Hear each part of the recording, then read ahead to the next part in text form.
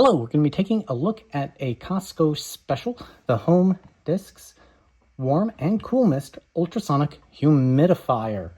So it shoots it out the top. It's good for 486 square feet as per the box. It claims it has UV technology. The UV technology is supposed to help reduce the amount of bacteria and mold and fungus that grow inside the device. Clear tank technology or clean tank technology, 2 gallon, so it will be pretty heavy when it's fully filled. Clean reminder, so it'll have a little light, so it lights up to let you know when it's time to change out or clean the device. And it has a night light, if that matters to you. Let's just quickly go around the box. It has night light, 5 mist settings, auto on off, and they claim it's whisper quiet at 21.5 decibels. I'll get my decibel reader when it's on to actually check it out. Let's see, warm mist is that visible mist as it shoots out the top, so you can actually know that it's working. Top fill tank, smart digital, 20 to 90 hour runtime. Most of these you want to clean like every 2 days, so 90 hour is a pretty long time to let it sit in a tank, but if it's continuously running, it should be okay.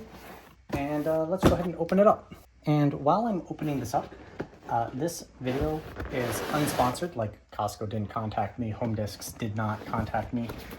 We just found ourselves needing or wanting another humidifier, so we went out and bought it. So that's really all it is. And well, you know how it is. I decided to make a review about it. So as far as packaging goes, it's very eco-friendly. It's just kind of cardboard-ish, like fiber paper. And you know, protects it sufficiently well, and it's biodegradable, so always like to see that.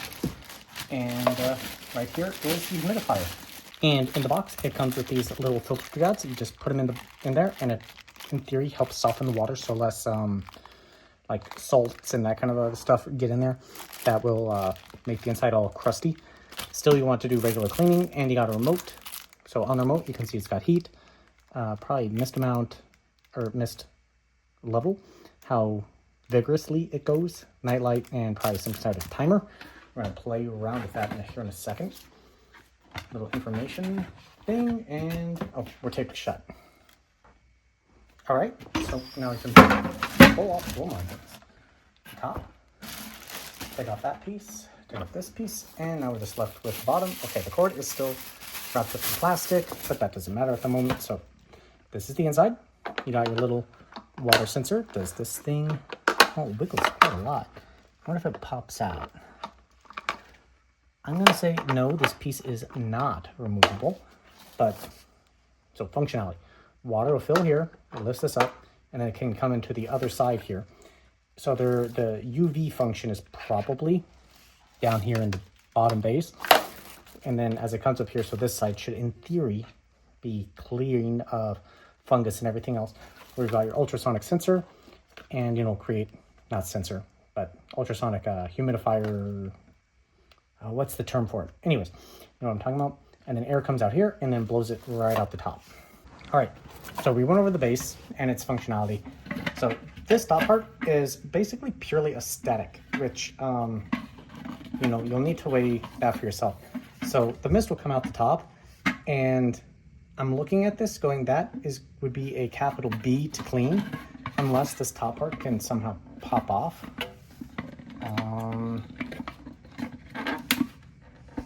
Does it pop off? All right, well, I did get it to pop off. It has, you know, the little latches on it.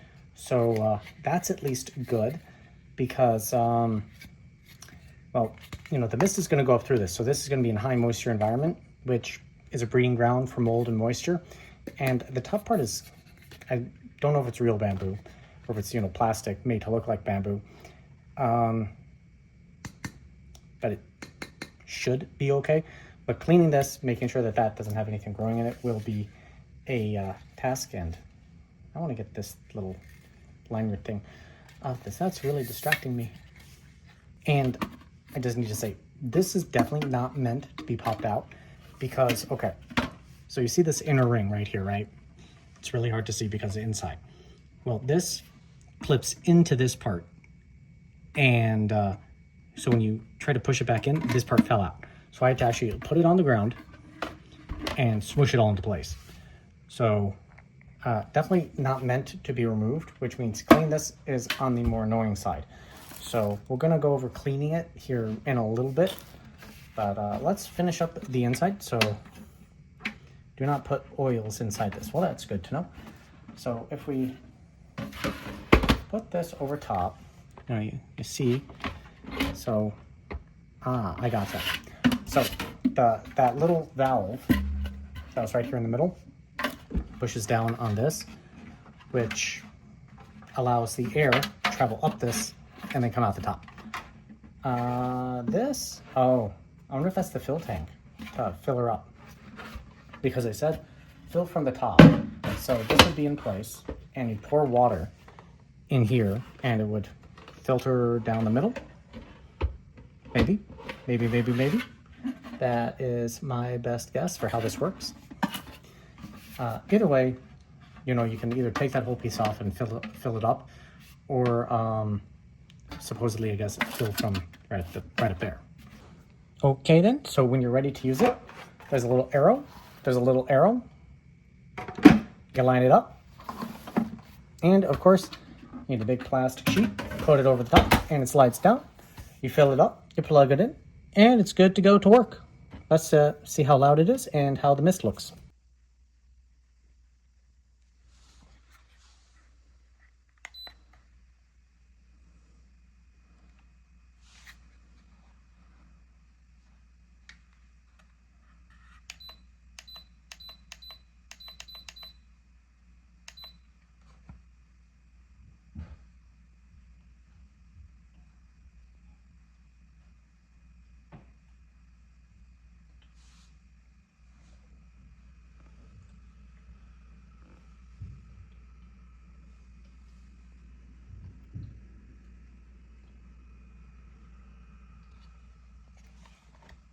Well, that was my noise test. You could see that it was beyond, below what my little decibel reader there could actually detect.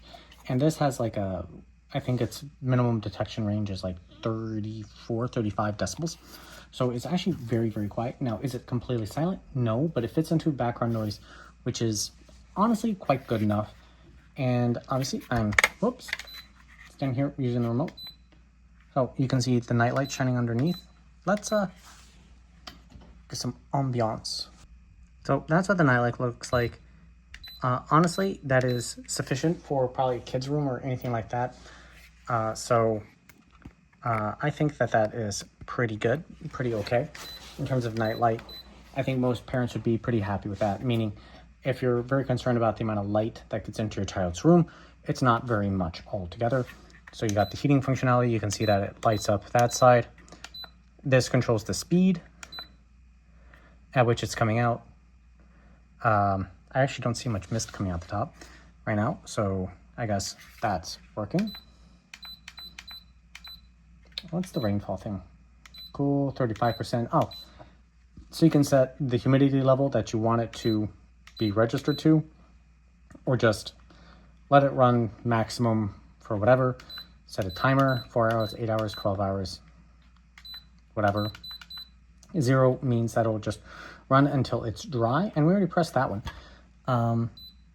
Obviously, it has touch controls right there, on and off, so nice and easy there. I'm not sure how visible it is on camera, but can you see the mist coming out the top? So I put the box behind it because I don't have a dark background, but it definitely goes higher than the humidifiers in terms of height up, in terms of I'm saying in terms of visibility. So that's a good amount of, we'll use the term thrust for this humidifier. So it should dissipate through a room fairly effectively. Now, I will say for best effectiveness, you want a hot humidifier. This does have a heated function, so it's a little bit better than just a pure cool mist, but it's not the same as a heated heat element type humidifier, where those really do better dissipation for a whole room, whole house type situation. Well, this would do just fine for a room, which is honestly what you would expect with a cool mist humidifier, ultrasonic type 1. How to clean your HOMEDISCS warm and cool ultrasonic humidifier tower version. So first thing you got to do is you got to take off the plastic sheet to clean the inside of here. If there's any pink residue in there, I would suggest you probably plug up the bottom of it. You either put a finger over it or whatever, maybe saran wrap it up, pour some alcohol in there and give this a vigorous shake around, and that should clean that out. There's no rubberized components on this side, so there's nothing to worry about drying up seals or anything like that. Next piece is you're gonna have the top tank, and most humidifiers I've had, you wanna clean like every 48 hours, so every like 2 days. You might be able to get away with 3. This says it has a runtime of 90 hours, but I would want to clean it out more often than that, personally. So this is a big tank, so clean out is a bit more of a bear. You want to probably pour, what's that? Well, you can't just pour alcohol down here. There's a rubberized piece way at the bottom, right there. So you want to use white vinegar, and that should do the trick. Any vinegar would technically do, but dark vinegar is going to stain the inside, so white vinegar mixed with a certain amount of water, probably a 50-50 mix, will do the trick. And you let it sit, and then you give it a good slosh, pour it out, rinse it out, rinse it out again, make sure it doesn't have a vinegar smell, and then it's good to go. Down the central tank there, if there's any buildup of pink goo down here at the bottom, I would say alcohol would work on this side, as long as you're not overfilling into this where the spring is, because the rubberized piece is on the bottom. So alcohol in here, alcohol in there, and that will do the trick for cleaning out mildew. If you notice any salt buildup or other mineral deposits, you're going to want to take like a soft sponge and just rub out a little bit. Vinegar will help break it up, alcohol will break it up, will help, or just a little bit of detergent soap will do the trick. Now we're on to the bottom base. For the bottom base, you don't want to get any alcohol in here. You could fill in alcohol into the bottom area. There shouldn't be any rubberized components down there, but you definitely don't want any alcohol in this, and probably on this side. So vinegar will do the trick. You let it soak for a couple hours, give it a good rinse out, just like we did for the tank, and that would be good to go. These steps are also what you'd use to make the humidifier like set for the summertime whenever you're not using it. If you use it year round, you know, you need to do maintenance periodically. But if you're going to, I call it summarizing it rather than winterizing it, you want to do that process before like drying it out, making sure there's no bacterial growth or anything, clean it out thoroughly, dry it out before putting it into storage. Now, as for price, I believe that this is $65 on sale right now at Costco. If you're interested in it, it may be a good time to buy before the sale ends. I believe it's good for approximately the month of November through early December timeframe, which is why I'm going to get this review out as quickly as possible, because today is November, 24th. So please think about checking it out. Well, thank you for checking out my video. If you're interested in this product, you obviously need a Costco membership. But I've reviewed a bunch of other humidifiers that are also available on just Amazon or anywhere else. So I hope you find it useful. Thank you for joining me here on Computer Tech and More, and one of my More series, and I'll see you next time.